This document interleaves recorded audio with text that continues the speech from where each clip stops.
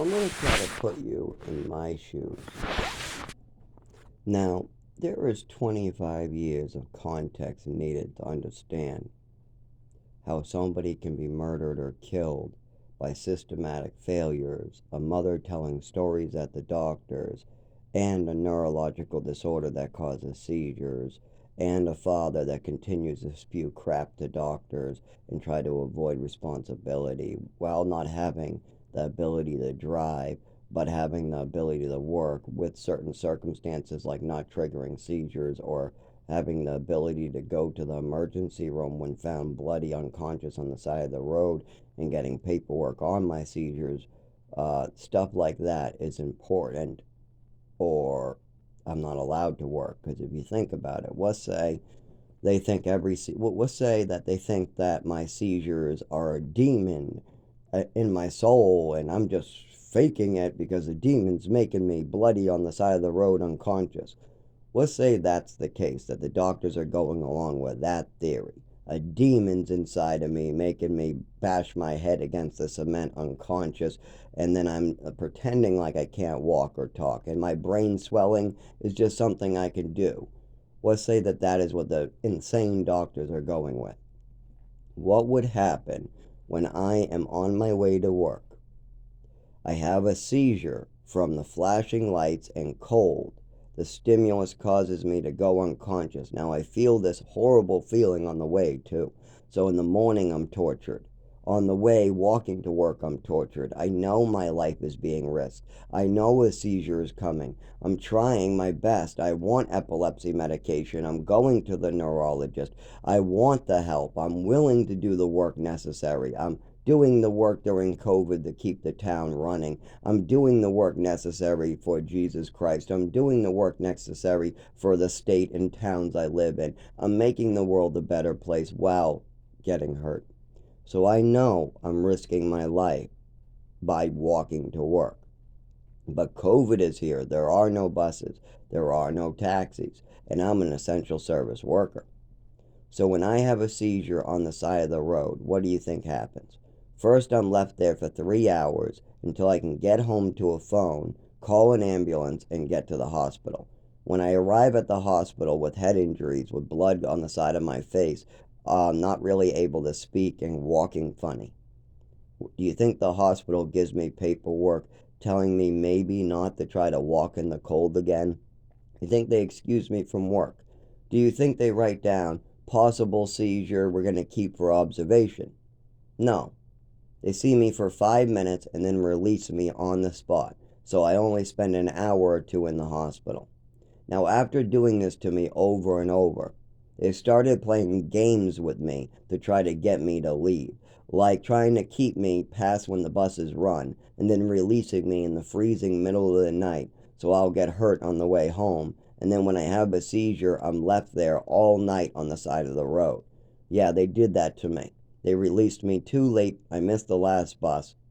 They did this on purpose, thinking that maybe I would return back in with a seizure. The only problem with that is I can't dial a phone, and I'm just left there all night till morning.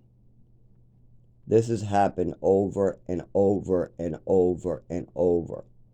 Now, during my childhood, was this going on? In a way, in a lesser degree. I did go unconscious, and I did have a seizure from the cold in New Mexico. I did have falls. I bumped into furniture. I went unconscious on my bike at one time and woke up on the side of the road in a bunch of leaves. But all these events, I'm by myself outdoors most of the time. So what is necessary for me to get better? My father needs to give them that my mother had Munchausen syndrome, and that talk about all these different things that were talked about at the doctor's office, like how my mother administered medication. I had this overdose, and then I woke up with my nervous system differently. I spoke about this at the doctor's office at age 7, 8, 9, 10, 11, 12, 13, 14, all the way up. Any doctor that saw me after the overdose, I mentioned this because my whole body was suddenly changed. The teachers know about this at the time. They brought me in the hallway several times, talking about how my body and my writing and my speech suddenly changed forever. That's when they started with the physical therapy and the speech therapy. That's when my mother started with, let's put him in ballet, let's put him in tap dancing for his coordination. And that's when the doctor was told about my mother giving me too much medication, as well as giving me a med I wasn't prescribed. And then I experienced an overdose as they changed the channel so they wouldn't have to watch Batman. That was my mother's whole purpose. When my mother wasn't getting her way, and she didn't want to be a bad mother going, no, I'm not going to watch Batman with this little orphan. I'm changing it. Well, she doesn't want to do that. So instead, she slips me pills, giving me an overdose so she can change the channel while I'm asleep. Just like she didn't want to go to the adoption while they might ask me questions that would make her look bad. So she drugged me so I'd be passed out for it. When people asked why I'm so tired at the adoption party, why is he so tired? Why does he want to sleep on the floor? Why does he need a chair to sit in? Why does he look so tired? My mother's response was, he's depressed. He's just depressed. It's part of his depression. It's part of his mental illness. Leaving out the part that she administered me medications just a couple hours ahead of this, and she slipped me a pill because no other day did I get this fucked up on pills. Yes, and I know when a pill kicks in. You know it. I'd like to see you take a Perk 30 and not know it. If I slip you a Perk 30, even if you didn't know I gave it to you, you would know you're under the influence of some drug. So as a child, if a mother hands you pills, and then right after you swallow those pills, you feel funny and tired, but no other day when your mother gives you pills do you get this horrible feeling in you. Of course you know that something is wrong. You know that something is wrong with your mother and these meds, but you don't know what, because you're only 7 years old. No other adults are stepping in, but then when people are seeing a little too much of my mother in Westford, they take me to Texas, cutting off the whole family, cutting off all doctors, cutting off all teachers. Then they put me in New Mexico, where I get abused in this cabin that wasn't built yet. Any parent who just walked around the grounds would know that this was a bad place. Oh, hundreds of rattlesnake holes where the pool's going to be built in 3 years after my son leaves. Because they kept on mentioning to my father, a pool is going to be built later after your son leaves. Yes, we're trying to get funding to put in a pool. But was there a pool when I lived there? No. The pool came years after I left. So what did I get instead of a pool? I got a rattlesnake field that had a kickball court in the corner of it, but we had no kickballs. The first couple months we were there, we had a kickball that was used to be a soccer ball with the outside removed, and it got caught on a branch, and that was it for kickball. They'd never replace the ball. Why? Because they were trying to put money into building the place.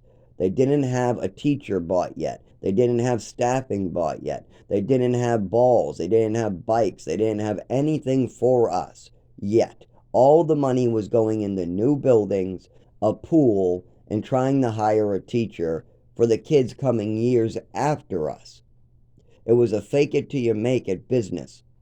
You know, when you're starting a business, they have this what they call fake it till you make it. You open the business before it's really ready to open, and you just kind of fake like you have the business ready to get the money to come in. Then you take that new money and you invest into a pool, and you invest into a teacher, and you invest into a new dorm.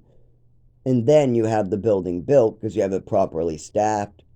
You have the teachers, you have the facilities, you actually can afford kickballs and bikes. So the place is finally built. And then you already have the advertisement dollars out there. You already have the ads out there. You already have clients coming in. So you're good to go. But first is first. You need the money. So you got to fake it. And that's what they did to my mother and father. They faked like they had a program built. But anybody could have walked around and seen that a rattlesnake field full of rattlesnake holes, no facilities that are proper, having your children sleep on the floor, your child isn't getting a proper education. These things should have been passed on to other parents. But instead, my father, I guarantee you, signed a non-disclosure to try to get money. What's most important to my father was recouping his losses, not getting me health care, not getting me medical care, not getting me an education. No. And how do we know my father had no education on his mind for me? Because instead of moving me to a place where he could get me an education, he moved me to Ogunquit, Maine, so he could buy and sell properties while having my mother homeschool me because he had to register what type of education I would be getting. So he registered it under homeschooling. Then he called the place he just sued for money to send him paperwork from the teacher. Now, the teachers, there were none. There were no proper classes. So they just printed out a shitload of shit online about like star constellations and basic math and things like that. That I was like, what the fuck is this shit? I never seen this shit before. I was crying. And they're like, well, you're supposed to know this. Well, you're supposed to know this. Well, you're supposed to know this. I'm supposed to know something I've never seen before? And that's the problem. My mother and father love to believe car salesmen and then take it out on their son. Or when they make a mistake, when my mother and father made a mistake, they love to blame their little orphan child. Like moving to Texas, they said was a big mistake. But who's at fault for moving to Texas? It's the little 7-year-old orphan kid, of course.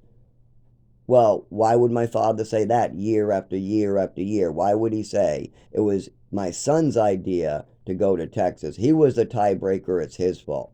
A little 7-year-old child. Why would that be the case? Because I said yes and no. My mother wanted to go when my father got a job interview because my mother just OD'd a little orphan child that she just adopted to cover it up. And now the doctors and the teachers and people are realizing that maybe something's wrong with his nervous system. They're talking coordination, physical therapy, speech therapy. My mother's saying that she cured it with ballet. The doctors don't buy this one bit. There's a lot of problems. But if my mother moves me to Texas, then she can wipe all that out. So she hears my father got a job in Texas that he does not want to take. And so my mother says, I want it. I want to leave. I want a new scenery. I want a lot of new scenery. So, does my father just says, no, it's not your job interview. It's not your job offer. So sorry, we're not going. No. My mother says, why don't we put it to a vote? This is a democracy, isn't it? Let's have the little 7-year-old vote.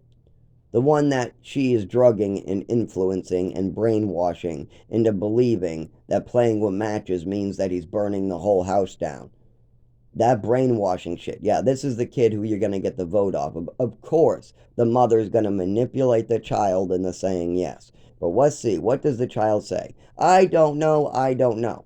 After they ask another 3 times, what does he say? No, yes, no, yes.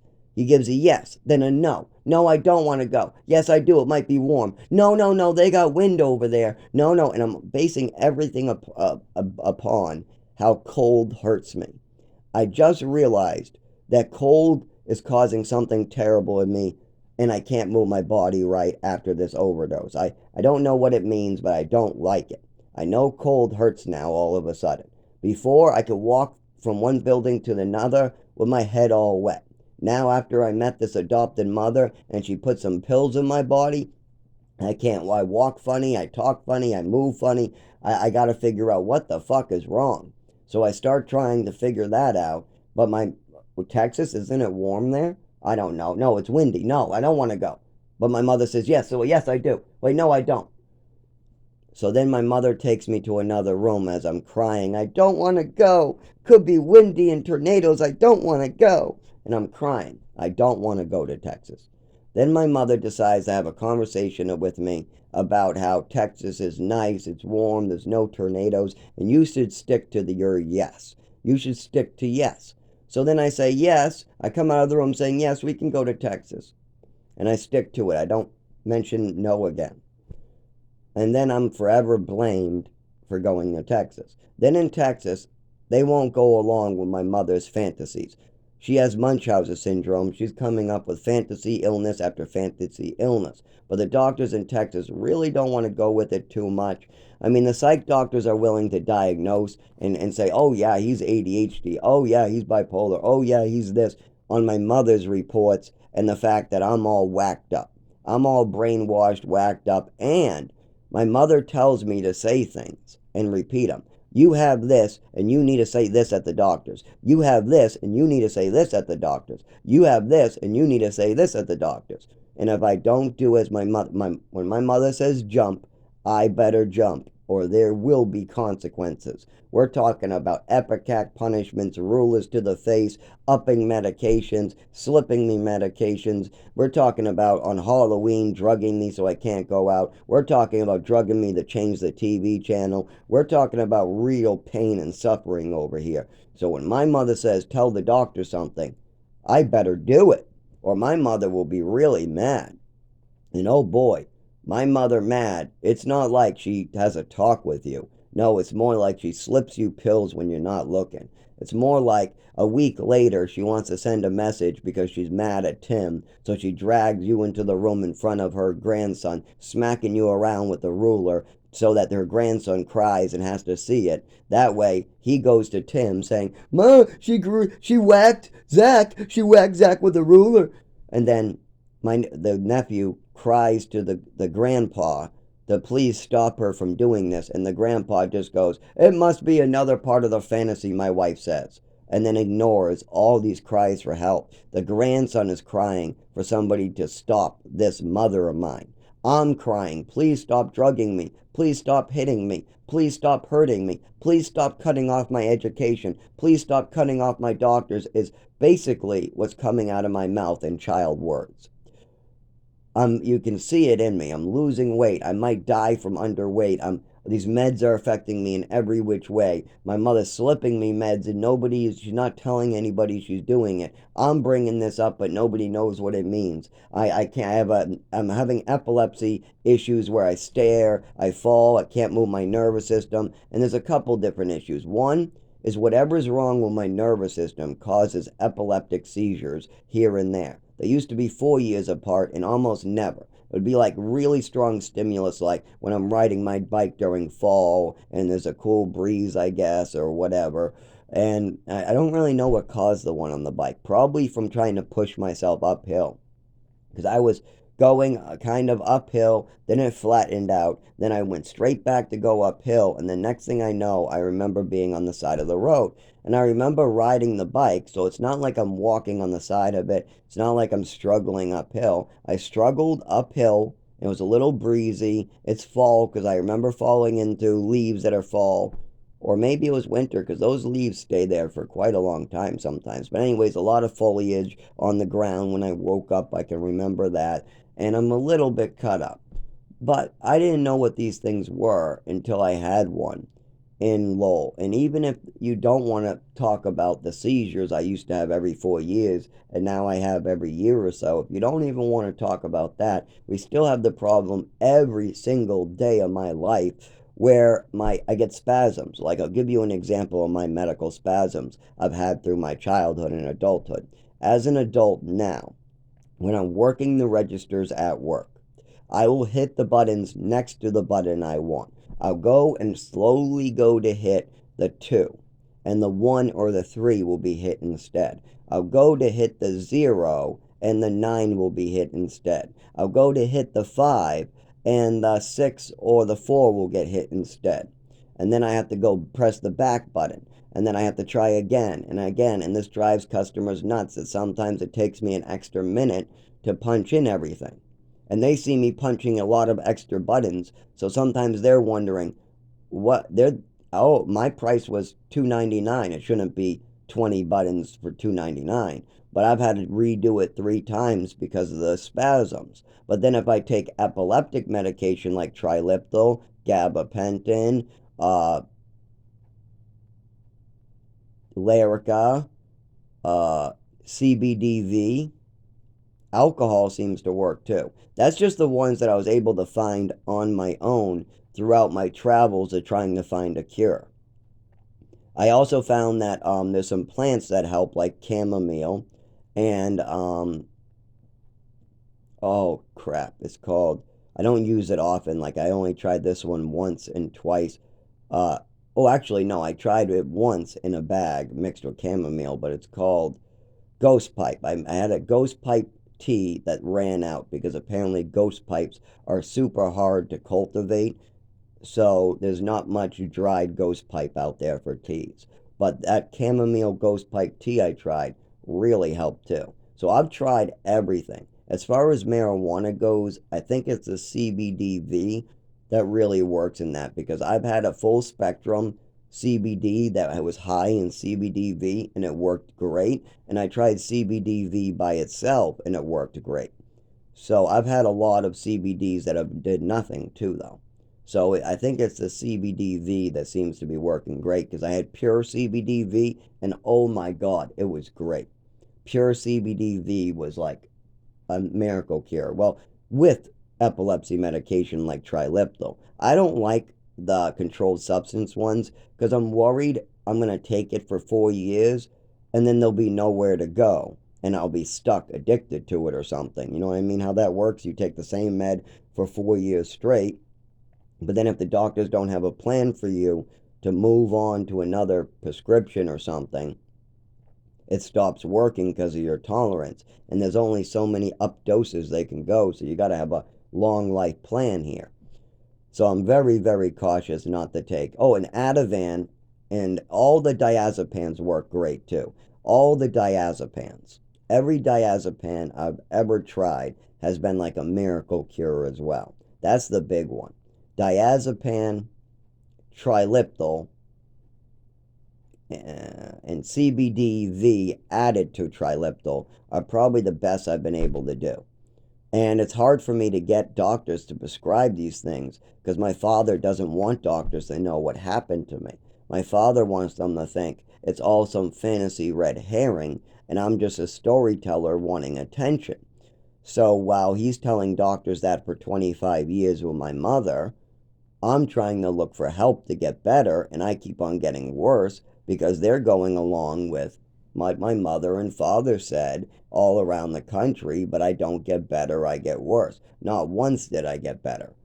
Just like when I was missing 4 years of my education. We know I was homeschooled in Maine and there was no schooling really going on. My mother wasn't qualified.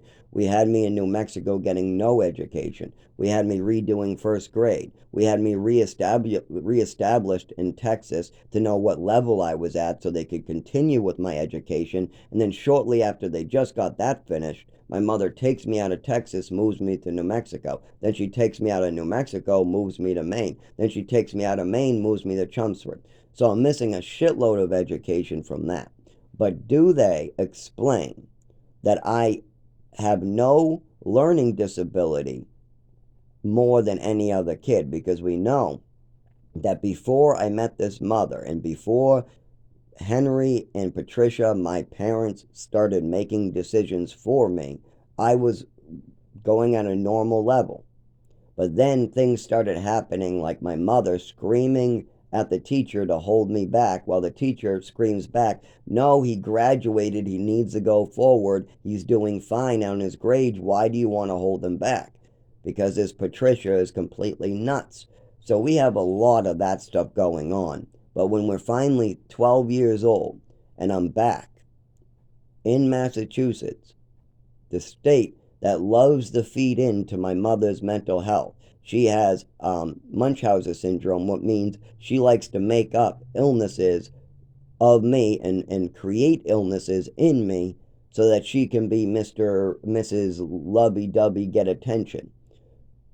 But Massachusetts has a problem in the feeding into these people's behaviors. Instead of helping my mother with her mental illness, they call me with 100 illnesses and they just drug the shit out of me and they bill my father. My father is kind of brainwashed himself like I am. My mother has a bunch of stupid stuff convinced to my father, like never look at the side effect list. You'll believe the Zach has all the side effects if you look at the list, so don't ever look at the list, honey. So my father was brainwashed into believing he should never look at the side effect list of all the drugs my mother's giving me. My father was brainwashed into thinking it's okay for my mother to steal my prescriptions and take them as long as it's only one time. My father was believed to think that me bumping into furniture, getting my shins cut up, me getting my wrist bruised up from hitting into doorknobs, and my shoulders whacking in the doorways, that this is called self-harming and suicide behavior. Now, why would my father believe that that is suicidal behavior? Because my mother said that. There was only one case of suicidal behavior where I was at night, took a cocktail of 5 different pills that causes suicidal thoughts. I had suicidal thoughts, I reported these suicidal thoughts, and I just took a couple aspirin. I was brought to the emergency room, they gave me charcoal for the couple aspirin, and that was it. They probably could have gave me just a Tums. It was only 5 aspirin. That's a lot, but I was like 14 years old. Now, I told the doctors I was having suicidal thoughts, and we know the timing was right after I was administered my medication. Now, what does the side effect list for all 5 of those medications say? Well, 3 of them say, if your son is exhibiting depression or suicidal thoughts, consult your doctor right away, because this medication can cause depression and suicidal thoughts. So did my mother and father consult the doctors and cut me off of the medications that was causing me suicidal thoughts? No, my mother would not let my father read that on the side effect list. My mother knew what was going on, so she upped the medication to make me seem more depressed and more suicidal. My mother did everything she could to do the opposite what would be healthy for me. If a medication was causing me depression or suicidal thoughts, my mother would push for more of that medication to be given to me, and then push for an establishment that I was always born with depression, that I was just born with depression and just something I've always had.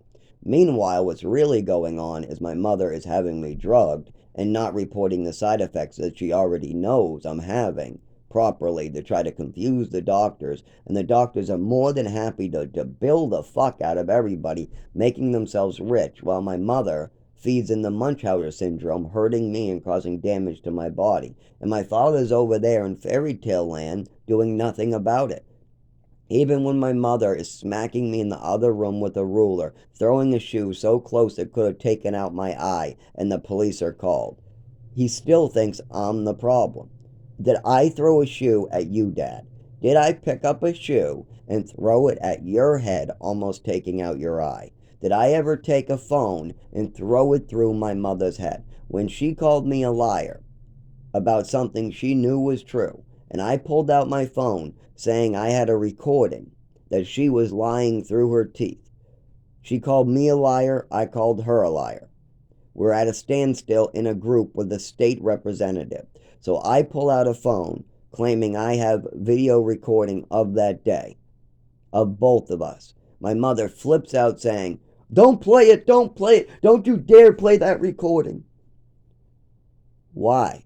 If I'm lying, then that recording proves my mother right. And then she can go, oh, see, my son's a lying piece of shit, told you he's a liar.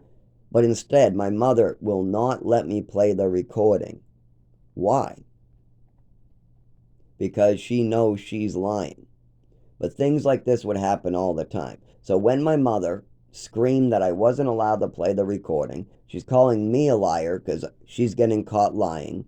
Did I take the phone and throw it through her face? Did I ever take my shoe off and throw it at her head? No. When my mother got in my face and wagged her nose, did I ever make a fist and knock her fucking nose out? Did I ever go in her room and start hitting her with a bag of soap, calling her a dirty bitch? No, I didn't. But my mother would whack me with metal edges, with plastic edges on the face and shoulder. She would backhand me in the car as she was driving. She would smack me around in the parking lot at school, drop me off to the point where my father had to pick me up. She would drug the shit out of me. When I was younger, she used to slip me her own prescriptions I wasn't prescribed to try to make me ill and sick. Still today, I'm 32 years old. I have a lot of illnesses that are real physical illnesses that have not been looked into thanks to my mother and father's mental health bullshit. All this. My mother was mentally ill with Munchausen syndrome, and instead of getting her help for all of her other, she also thought people were out to get her. She thought 5-year-olds were out to get her. She thought her brother-in-law was this person. Oh, everybody's out to get me. That's it. That's why they're saying this, is because they're out to get me. And instead of getting her help for this behavior, her drinking, her popping pills, her total disregard of the health of another person's child, her lying to her husband and manipulating her husband so she doesn't get caught for things, all this shit went unchecked. Meanwhile, they projected everything onto a little orphan boy. Everything that was wrong in their lives was really this little orphan boy's fault. And then he has every mental illness in the book, but none of it makes any sense. When he stops taking drugs, he gets better. His depression goes away. So when you stop taking depressants, you don't get depressed anymore. I wonder who could have guessed that depressants might cause you to get depressed. Okay, maybe downers. Let's talk about the downers. Now, when I stop taking downers, I'm no longer down. So who would have ever guessed that downers would make your child down? If you give your kid a shitload of downers during the day and at night, and then he looks tired all the time, who would guess that that would be the case? Well, just about everybody but my mother and father. Because my mother would say, he's depressed, it's a mental illness. He's not tired, he's depressed. And then she would get my father in on it. She even tried to convince me that playing with action figures means that you have schizophrenia, that you're schizophrenic. She even tried to get me a disease. She tried to force me into a disease called, and this is where her Munchausen syndrome comes in play. But this one she didn't get away with. She got away with all her other ones, but this one. This one, I fought back, and luckily, I never got hurt by her on this one. But I was playing with my action figures. Her Munchausen syndrome kicked in. She wanted me to have an illness called medication-induced schizophrenia. Now, medication-induced schizophrenia isn't real schizophrenia. It's the disease that was found out when schizophrenic medications were first started to give to patients. They noticed that people that did not have schizophrenia, that were taking schizophrenic medications, started to get symptoms and started to be diagnosed with schizophrenia. So a lot of schizophrenics all of a sudden would be cured just by stopping taking their medication. And they couldn't figure out what was going on for years. And then they figured out there's a disease called medication-induced schizophrenia. These people weren't schizophrenic at all. They had all the symptoms of schizophrenic, but it was only from the medication. So as soon as they took the schizophrenic medication away, these people were cured and didn't have any more symptoms. Now, this has been known in the medical journals forever, and most nurses are aware of medication-induced schizophrenia. Most nurses are aware of that. Especially ones that try to make up mental illnesses like my mother. My mother always wanted to know every mental illness so she could say her son had it. So I'm almost absolutely sure my mother knew if you gave somebody schizophrenic medication that was normal, all of a sudden they would have a bunch of symptoms. I'm pretty sure my mother knew if she drugged me with schizophrenic medication and then brought me to the doctor claiming I was schizophrenic, she could get a diagnosis easily by just bringing me to another state or bringing me far away to a doctor who doesn't know what's going on. And then she would just tell me to shut up and let her do the talking. Or she would give me, you got to tell the doctor this, or you got to tell the doctor that.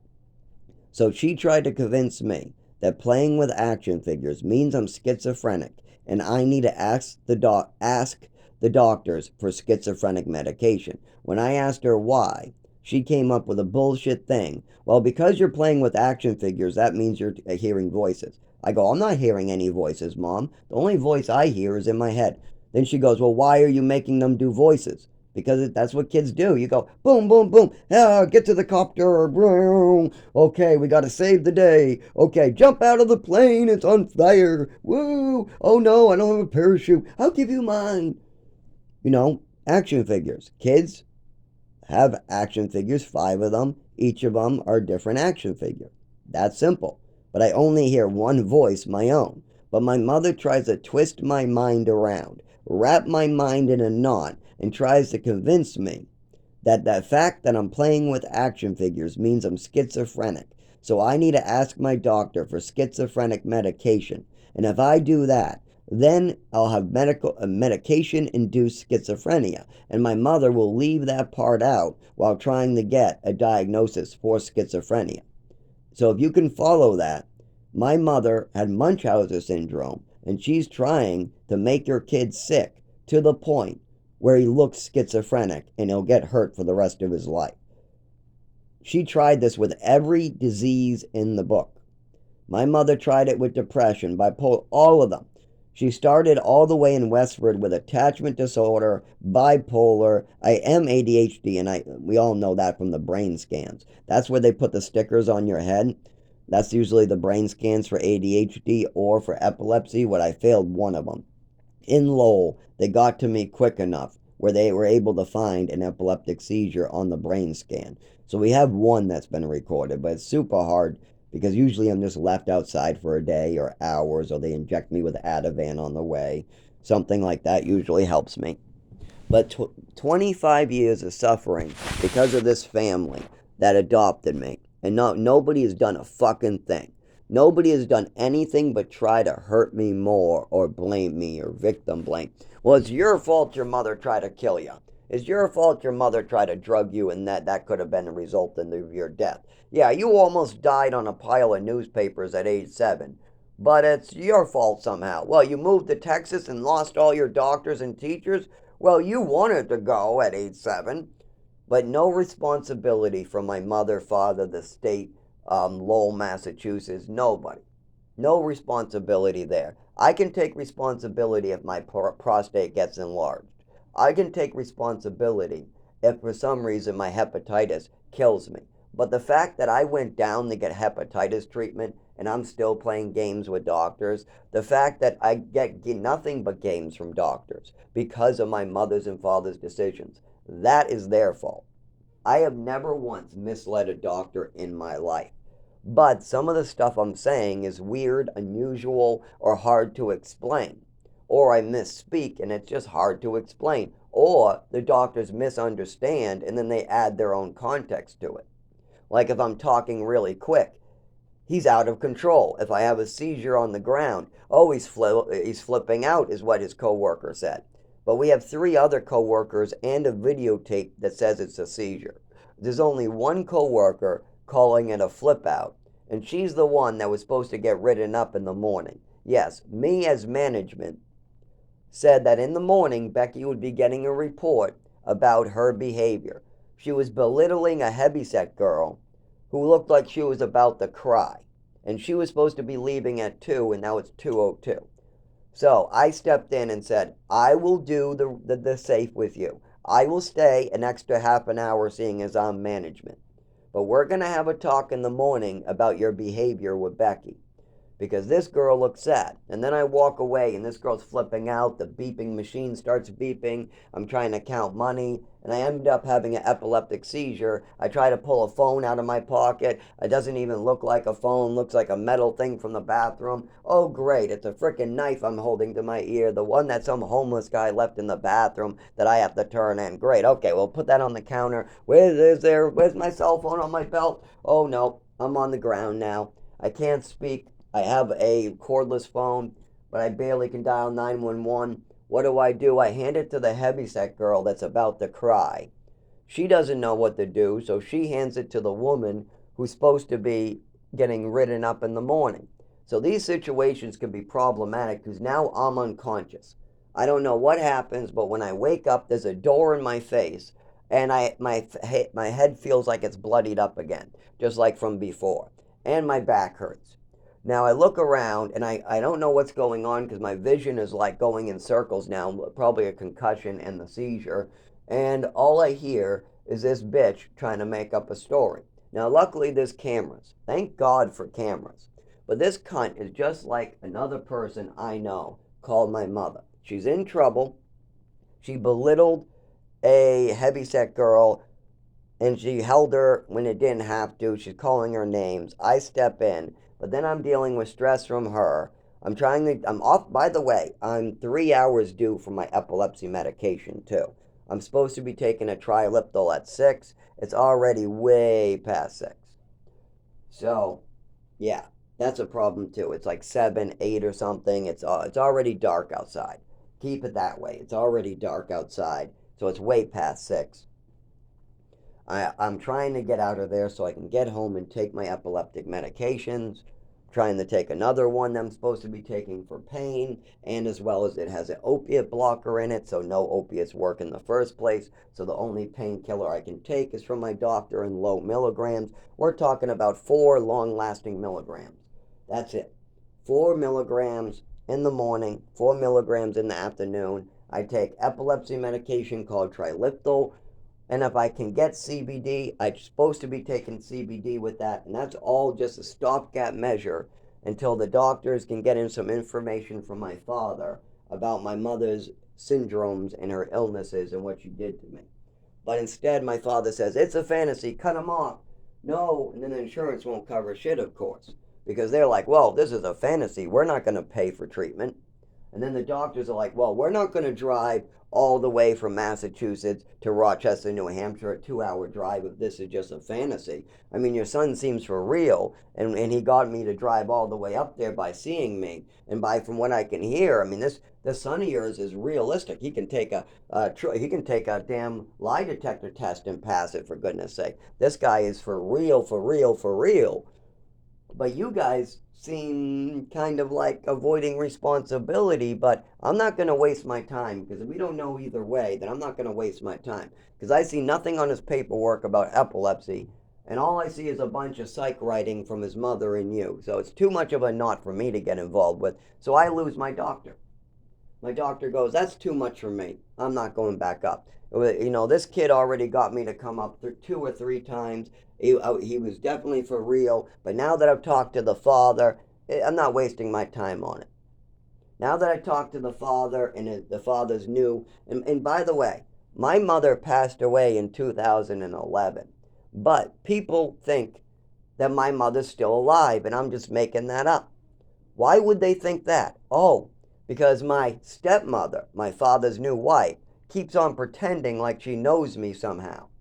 She didn't grow up in my childhood. She just went on the beach with me a couple times, and I spent less than 6 months in a gunkwit as she drank and tried to avoid her responsibility to her granddaughter.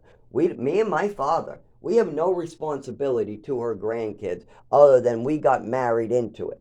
We've done everything. I did everything I could to try to help her with her responsibilities to her granddaughter.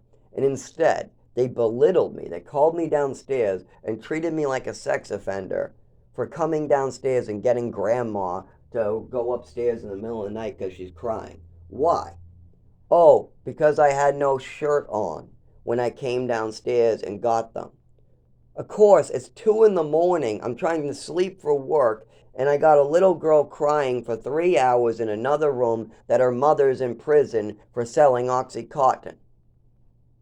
And she's a drug addict, and she's now in prison. Oh, wait a minute. Who do they help? Oh, that's right. They help the drug addict that has 2 daughters, got pregnant, and that has a house because, wait a minute, who co-signed on that house? She has more credit card debt than I do. I never even had a credit card. All I have is a phone bill debt. Yeah, I took a credit card line out with a frickin', well, I guess you don't call those credit card lines, you call them credit lines. When you go into AT&T, like I did. Now this is something important because there are scammers out there that will tell you that they're buying you a phone and you just have to sign. That's not what you're doing. What you're doing is taking out third-party credit from a bank who gives the money to AT&T, and that's in your name. I had no clue what the hell you called that because I didn't even know that existed. It's called credit line through AT&T, but they have another bank name for it. It's all confusing. When I looked up my credit score and I saw that stuff on there, I was like, what the hell is that stuff? I said, what the fuck is that? I've never had a credit card in my life. Never, ever, ever, ever had a credit card in my life. Now, my mother did pay for Amy, the one's in prison's credit card debt, $3,000. Now, me, I got scammed out of a phone. I was told I was going to get a phone. People drove me to an AT&T store. They dropped a bunch of money on the table, so I believed that they were for real. I signed some paperwork. They gave 3 phones to the guy. I only wanted one. I got dropped off on the side of the road and never heard from AT&T or anybody again because this was this guy's phone number. We put down this guy's information. All I did was put down my name and sign. But I find out later that that's a credit loan. Apparently, AT&T and Verizon give out bank credit loans for phone lines on signature. They do a credit background check, and then they allow you to sign, and that's how you get credit through AT&T. I keep on wanting to say credit card. No, it's just credit. It's just credit through AT&T. That's my neurological disorder. I'm thinking of just a weird form of credit, and I want to add the word card. It's just like a force of habit. But nope, never had a credit card in my entire life. But see, my father and mother, if I tried to explain something, I should say my father and my mother-in-law or stepmother now, if I tried to explain them that I never had a credit card and they were looking at my credit score, you know what would happen? They would call me a liar, look at my face, smack me around, belittle me, tell me I'm no good, tell me I'm a lying piece of shit that takes out credit card debt. Meanwhile, my stepmother's daughter still owes my mother $3,000 because she bailed out her credit card debt. Actual credit cards. Now, I inherit those debts. Yes, I do. Her sons. Her sons inherit all money that was owed to my mother. So now, I get to be paid back. But I don't care. I relieve that debt. Screw that. I'm not dealing with that. No, that's their deal. But technically, I do inherit all my mother's debts. But the problem here isn't any debts. I could care less. I'm not that shallow. I could care less about any of that. I'm just making a point here. You got my mother paying off somebody else's credit card debt. Meanwhile, I've never had a credit card. I can't drive a car. Nobody's ever bought me a car. Nobody's ever helped me with my apartments. And my rent, I always cover myself. The only rent money I've ever asked my father for is rent money for my roommates who are going to get me thrown out because they spent their rent. On top of this, I had to pay back every dime of it. I still owe him for a surgery. There was a surgery that I had to borrow and I had to give him that back. So far, I've given him over $2,000. That's it. But how many people send their father $2,000 in money back? None of them. You think my brothers paid back their debts? Nope. You think Amy paid back her debts? Nope. Nobody paid back their debts but me. And I'm still trying to pay them back as I have seizures on the side of the road to pay them. I would like to see Amy have a seizure on the side of the road, work 60 hours during COVID at an essential service job while getting hurt on the side of the road, have a mother with Munchausen syndrome come in and slip her pills and then go to school, miss 4 years of education and be called slow, have people make fun of them, calling them gimpy and zimpy and all that because the mother is trying to make you crippled and disabled, making you all weird, and then you come back. All you have to do is take epilepsy medication and you're normal. Oh my God. If I move to a warmer state where we don't have cold weather and I take epilepsy medication and the doctors have paperwork on what happened to me, I can have a normal life, a normal voice, a normal walk, a normal job, even a normal family I can create. But what is necessary for that to happen? How are the doctors going to know what happened to me at age 7, 8, 9, 10, 11, 12, 13, 14, 15? How many witnesses are there to go walk in there and do this with me? Well, none of them. They're all selfish. They all want to profit off me. If they can make some money off of me, and maybe they would. Well, I got 3 lawsuits that they could open up. I got a pharmaceutical company that put steel shards in my pills, sent me a letter saying, oopsie, sorry. Yeah, I got a CVS pharmaceutical letter because CVS provided my Rite Aid with some pills that were contaminated, and then those were given out to the public, and other people already sued, so they gave out letters to me because they had to. Okay? My mother had me on ridiculous doses of drugs, and the doctors were over medicating me with Thorazine and Seroquel. People are awarded money if they were over medicated. Seroquel and Thorazine causes leg problems. Am I having leg problems? Oh boy, am I ever. Did they get worse after the Thorazine? You better believe it. I walked much better after there wasn't like 5 years of Thorazine and a bunch of head injuries and seizures. All that combined made it much harder to walk. So, what do we do now? I die because they're still trying to kill me off. Rochester, New Hampshire doesn't want this apartment's condition to go forward. They also don't want me getting Social Security in this state, especially after my father railroaded that one. Yeah, he drove that train right into a wall to make sure I couldn't get anything. And they want his number. He's the one who had the old Social Security case. So when I try to give information to a doctor about my past, or I try to give them information about what is wrong with me for Social Security purposes, they always want to talk to my father because he was the one that created the old Social Security case with my mother and fucked everything up with that. And if you don't believe me that my father was irresponsible with Social Security, just remember, he spent my rent money getting me thrown out of my housing, and then he was being brought up on charges by the state for misappropriating funds, but I also would have got thrown out of my apartment. That's why they were charging him, so that the state could get the year's worth or more of money off of him. Then they would give me that money, and then I had to give that money to Highfields in Lawrence, where I was getting thrown out because they found out my father lied. And now I missed out on every class I was supposed to be taking. They weren't getting their rent money they were supposed to be getting of $600 a month. And the state is now like, this is illegal. This is a big problem. So if you think that he is using it right, I also went without my clothing check. Well, every other kid in a place called Crossroads in Haverhill. He also had a Crossroads cafe. I bet you he can remember every drink and every food that he's ordered at Crossroads Cafe, but he can't even remember half of the people's names or kids' names that I hung out with there. I bet he doesn't even remember Mike, who was schizophrenic there I used to talk about. Mike is the reason why I knew what schizophrenics really went through, because he was a good kid, one of the only good kids in that program. Yeah, poor kid though. Used to hear voices, but it never bothered him. He never did anything weird about it, and I can't imagine having voices. Thank God I only have one voice, my own, but Michael, oh. Asian kid, just really messed up. But anyways, while I was there, Michael and everybody else, they either had parents collecting Social Security, or they were in foster care, or they ended up just being wards of the state.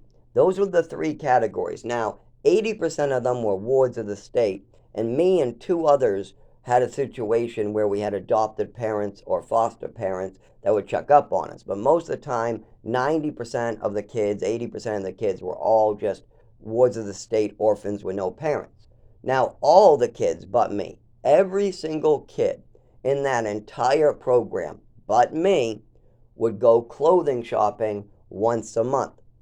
Now, why was I not allowed to go clothing shopping once a month? I asked the program that question many, many times. Why can't I go clothing shopping with the other kids? Why am I always made fun of for being the raggedy kid, wearing short shorts from Costco, wearing all these old clothing, or wearing church clothing when it's not a church time, stuff like that? Why can't I just get clothing like any other kid? Why am I always made fun of for not having proper clothing? For years after years after years after years after years. I've even asked my father if I can go clothing shopping, and he'll say he'll bring you when he thinks it's necessary. My father will be controlling the once a year, twice a year clothing shopping run. That's not how this works. Usually the program has staff ready to bring us clothing shopping every month, and they bring every other kid clothing shopping every month. So I don't understand what's going on. So I bring it up to my father because the program says, ask your father, ask your father, ask your father. Every time I ask why I can't go clothing shopping, why I am just left to wear extra, extra large shirts and have to trade cigarettes for clothing, or I'm just called the short kid who wears nothing decent. I can either trade for decent clothing, cigarette butts, or I can wait for my father, who's probably just going to bring me to Costco and say, pick out anything you want from this Costco. Well, there isn't much here in my size, for one. And the stuff that is in my size is just jeans and a couple regular shirts and some dress shirts. I mean, that's not exactly what kids wear, and I would be made fun of if my pants aren't fitting right. And they didn't, of course. And the shorts were shorts right above the knee when I first got them. But by 6 months to a year later, they're shorts. So all these shorts I have, my father goes, see, they're fine. You don't need shorts. You got plenty of shorts. You got plenty of shorts. You got plenty of clothing. You don't need clothing. You got plenty of clothing. My father never listened to his son. When his son cried or begged or said, I need clothing, I want to go out and get clothing with other kids, he would just say, I'll control the money. I'll do all the shopping around here. I'll get it done. Then I come back and I ask him again. All the other kids get $200 a month checks. They show it to me in my face every month because the kids have to hold on to the checks. Then they bring them to cash the checks. Usually the bank in the mall, but sometimes a different bank. But either way, they cash the checks, then they go clothing shopping.